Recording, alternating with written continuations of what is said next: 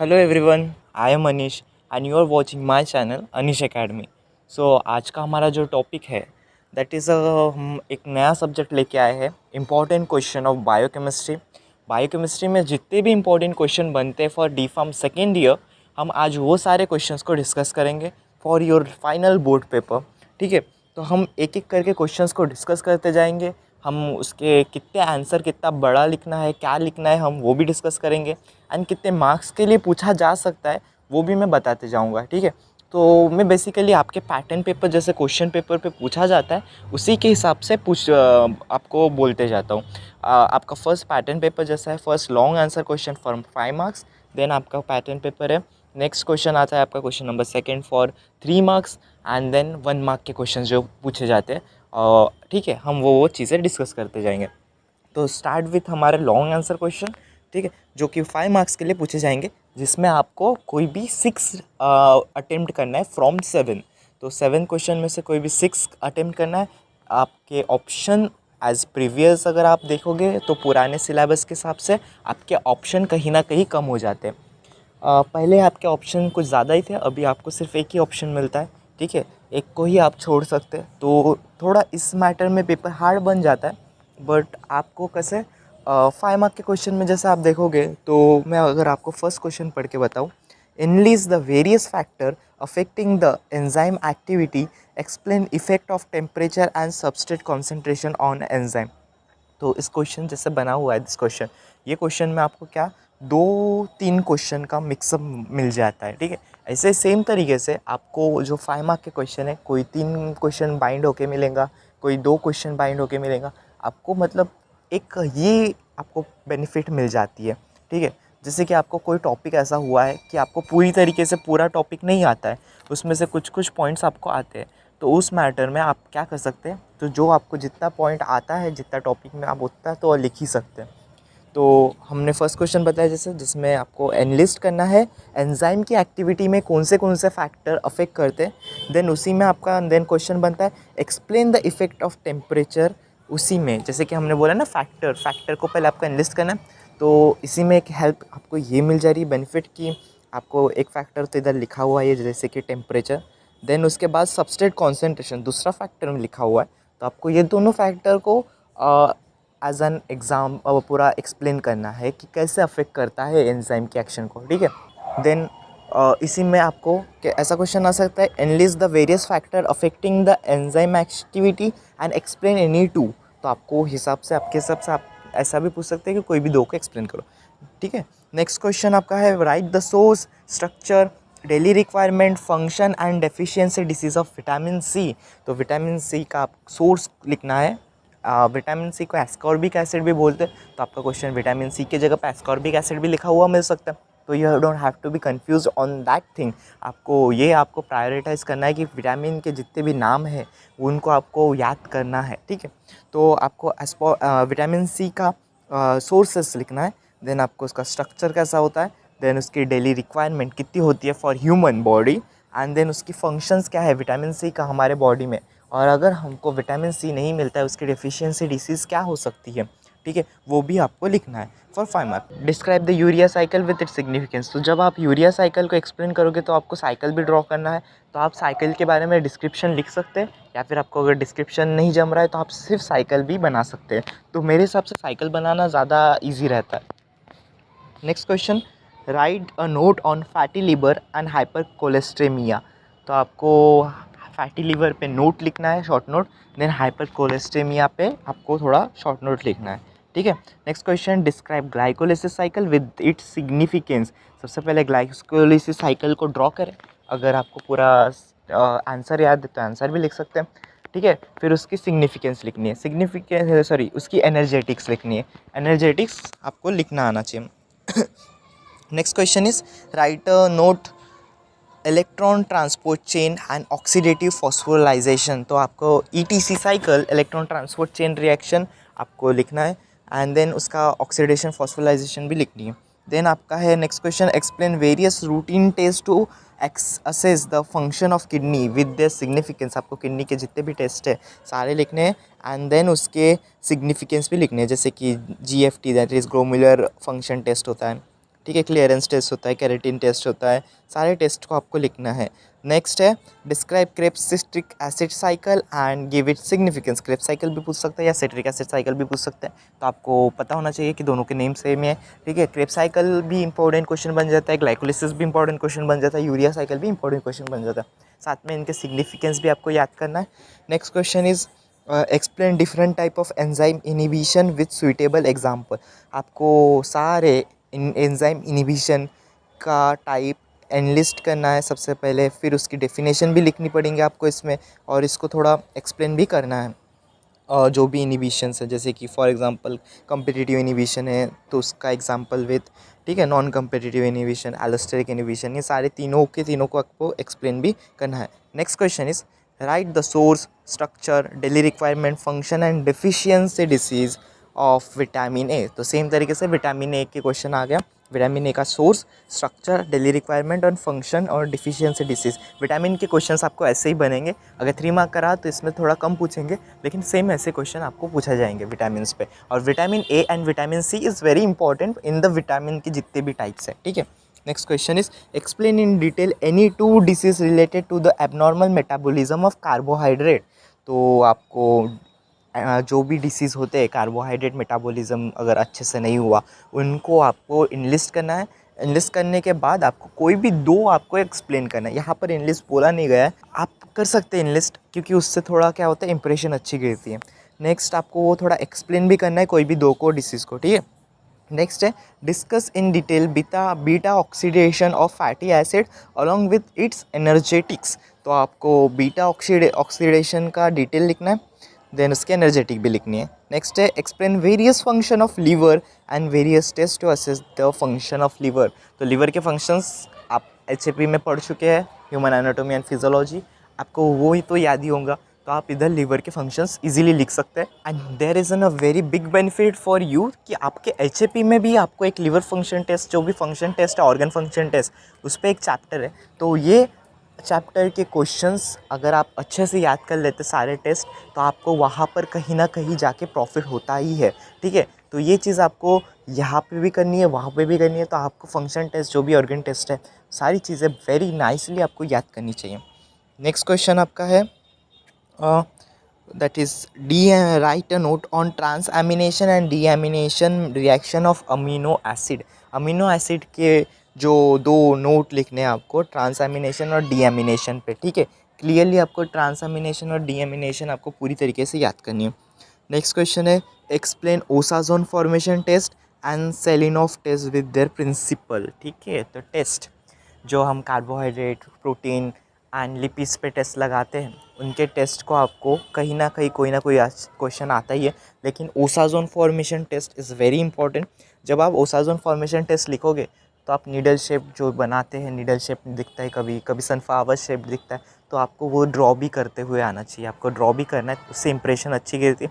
And कहीं ना कहीं ओसाजोन टेस्ट अगर पूछा जाता है प्रिंसिपल, तो आपको वो डायग्राम भी एक्सपेक्ट करते हैं जो चेकर होगा या बोर्ड होता है। ठीक है, नेक्स्ट सेलिनॉफ टेस्ट भी आपको इसी में एक्सप्लेन करना है विद प्रिंसिपल।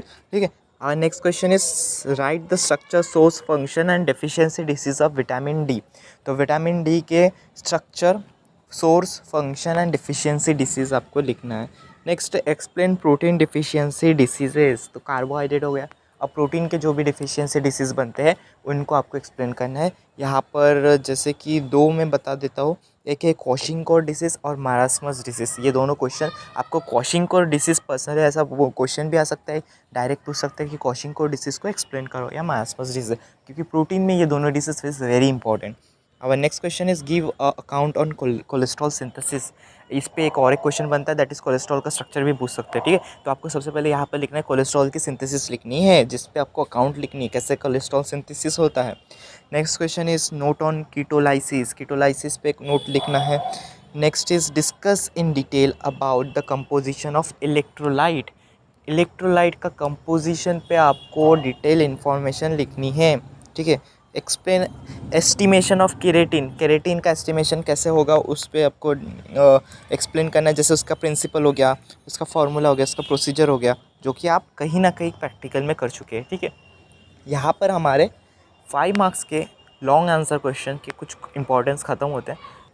हमारा जो नेक्स्ट है वो है question number 2 for 3 marks question, जहाँ पर हम शॉर्ट आंसर देखते हैं। 3 मार्क्स के क्वेश्चन में भी कहीं ना कहीं आपके कंबाइंड क्वेश्चन बनते हैं, ठीक है। एक क्वेश्चन में 2 क्वेश्चन आपको ज़रूर दिखेंगे।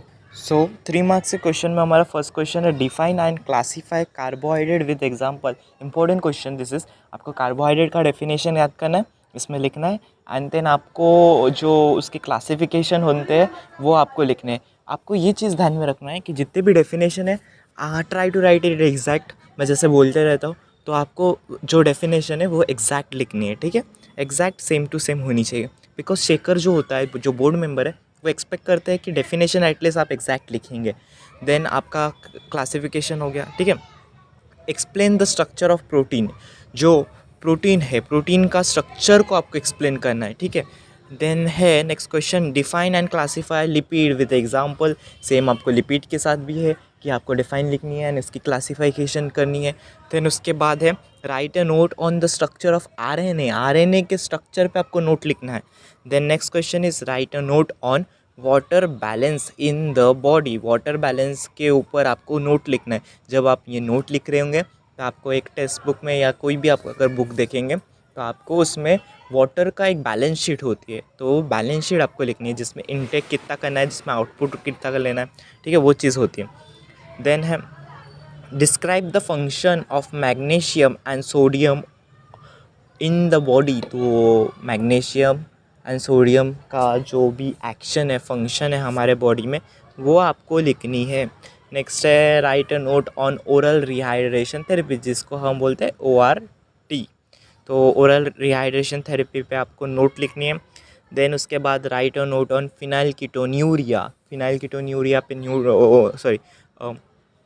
नोट लिखना है। नेक्स्ट क्वेश्चन है explain saponification number, give it significance. तो आपको सेफोनिफिकेशन पूछा गया है, बट इसके साथ साथ और भी 2-3 डेफिनेशन होते हैं, तो आपको वो डेफिनेशन भी याद करनी है। सेफोनिफिकेशन नंबर को आपको एक्सप्लेन करना है और साथ में उसकी सिग्निफिकेंस भी लिखनी है। देन उसके बाद है what are platelets, discuss their role in the health. तो आपको प्लेटलेट्स की डेफिनेशन और आपके बॉडी में आपके हेल्थ पे क्या रोल है उसका प्लेटलेट का, वो लिखना है, ठीक है। What are erythrocyte, write the function of in the human body. Erythrocyte के ऊपर भी वही सेम है, आपको सबसे पहले एरिथ्रोसाइट क्या होती है और इसकी फंक्शन क्या है वो भी लिखनी है। आपको एक चीज़ और एक ध्यान में रखना है कि जो भी ब्लड काउंट्स है, कितने नंबर्स ऑफ RBC, कितने नंबर ऑफ WBC, कितने नंबर ऑफ प्लेटलेट्स, या WBC में जो टाइप्स होते हैं मोनोसाइट, ल्यूकोसाइट, ठीक है, वो सारी चीज़ें आपको कितने कितने नंबर मिलते हैं हमारे बॉडी में, कितना मिलता है, वो आपको वैल्यूज़ याद रखने पड़ेंगे। देन है write the principle and procedure for Molisch test and Benedict test. दोनों ही इंपॉर्टेंट टेस्ट है। Molisch test and Benedict test के आपको प्रोसीजर या फिर प्रिंसिपल भी पूछ सकते हैं, ठीक है। तो next question is define and classify protein with example. Same lipid हो गया, कार्बोहाइड्रेट हो गया, प्रोटीन, प्रोटीन पे भी वही सेम डेफिनेशन और क्लासिफिकेशन करनी है। नेक्स्ट है right note on the structure of DNA। DNA के स्ट्रक्चर पे आपको नोट लिखना है। ये आपको वैटसन एंड क्रिक मॉडल पे भी क्वेश्चन आ सकता है। Write the explain the Watson and Crick model of DNA, जिसमें आपको फॉर इंफॉर्मेशन आपको DNA का डायग्राम और RNA का डायग्राम भी बनाना है जब आपको नोट पूछा जाए। Next question is explain rancidity of oil. Rancidity of oil पे आपको नोट लिखनी है। Next question is define and classify the fatty acid with example. Fatty acid पे आपको डेफिनेशन और उसकी क्लासिफिकेशंस लिखनी है। देन है what are lymphocyte, write it role in human body, ठीक है। तो लिम्फोसाइट का भी आपको एक्सप्लेन करना है और उसकी ह्यूमन बॉडी पे क्या इफेक्ट होती है। जैसे कि 2 लिम्फोसाइट मिलते हैं, T cells and B cell, उनके क्या फंक्शंस है। Then explain the any 3 abnormal constituent of urine and their clinical significance. तो यूरिन में कौन कौन से एबनॉर्मल कंटेंट मिलते हैं, एबनॉर्मल कॉन्स्टिट्यूएंट है, उनको आपको एनलिस्ट करनी है। देन उनको कोई भी 3 को एक्सप्लेन करनी है और उनके क्लिनिकल सिग्निफिकेंस भी लिखना है, ठीक है। Then next question is explain the cause of dehydration in human body. कौन कौन से रीज़न की वजह से डिहाइड्रेशन होता है, उनकी साइन एंड सिम्टम्स और उनकी ट्रीटमेंट भी पूछ सकते हैं। Define and classify lipoprotein with example. Lipoprotein को डिफाइन करना है और उनको क्लासीफाई करना है। The next question is explain the role of sodium and phosphorus in the body. Same sodium and phosphorus का रोल क्या होता है बॉडी में, वो भी आपको लिखना है। Next question is explain the role of water in the body, water का रोल क्या है हमारे बॉडी में, इट्स वेरी इंपॉर्टेंट, तो हमको वो भी लिखना है. Then define and classify polysaccharide with example, polysaccharide को डिफाइन करना है, क्लासीफाई करना है with example. Next question is what are phospholipid with its importance, phospholipid क्या होती है, व्हाट आर फॉस्फोलिपिड यानी डेफिनेशन एंड उनकी इंपॉर्टेंस क्या है. Write about the function of fat and oils, oils के फंक्शंस क्या है, फैट्स के फंक्शंस क्या है वो लिखना है. Explain the mechanism of action of enzyme, enzyme का एक्शन जो होता है, मैकेनिज्म ऑफ एक्शन वो लिखना है आपको. जहाँ पर एक लॉक एंड की मॉडल भी मिलती है उसको भी एक्सप्लेन करने के लिए बोल सकते हैं question. Its important. Differentiate between RNA and DNA, आपको आरएनए और डीएनए का डिफरेंस बिटवीन लिखना है. एक्सप्लेन एथ्रोस्क्लेरोसिस, एथ्रोस्क्लेरोसिस को एक्सप्लेन करना इंपॉर्टेंट क्वेश्चन है. Discuss biological role of copper and iron. Then next question is what are electrolyte and note anaemia, electrolyte को आपको एक्सप्लेन करना है, डेफिनेशन लिखनी है, और एनीमिया पे आपको थोड़ा नोट लिखना है. Note on a normal constituent of urine, normal constituent of urine कौन कौन से आपको उस पर नोट लिखनी है. नेक्स्ट जिसमें नॉर्मल कॉन्स्टिट्यूएंट ऑफ यूरिन जब लिखेंगे जिसमें इनऑर्गेनिक ऑर्गेनिक आती है आपको वो लिखना है. आप इसको पाई चार्ट की तरह भी लिख सकते हैं. नेक्स्ट क्वेश्चन है write a note on GFR, तो GFR ग्लोबुलर फंक्शन टेस्ट, उस पर भी आपको नोट लिखने बोल सकते हैं. ठीक है. Next question is draw a diagram of cell, इस इंपॉर्टेंट क्वेश्चन हर साल का लिख के लीजिए, सेल का डायग्राम आपको पूछेगा ही पूछेगा. Explain vitamin A in perspective of vision, आपको ये क्वेश्चन भी आ सकता है, इंपॉर्टेंट क्वेश्चन है. ठीक है. तो गाइज़ यहाँ पर हमारे जो इम्पोर्टेंट क्वेश्चंस हैं कहीं ना कहीं वो ख़त्म होते हैं. तो आप जितने भी क्वेश्चंस दिए ट्राई आप करें कि ये पूरे याद करें. आपको डिस्क्रिप्टिव बॉक्स में, डिस्क्रिप्शन बॉक्स में मैं ट्राई करूँगा कि इसका जो भी PDF है इसके आंसर के साथ वो आपको दे दूँ, लिंक में आपको मिल जाएंगी एंड आप उसको डाउनलोड कर लीजिए. ठीक है. यहाँ पर हमारे जो भी इम्पोर्टेंट क्वेश्चन है मैं वो एंड करता हूँ. Thank you so much for watching me.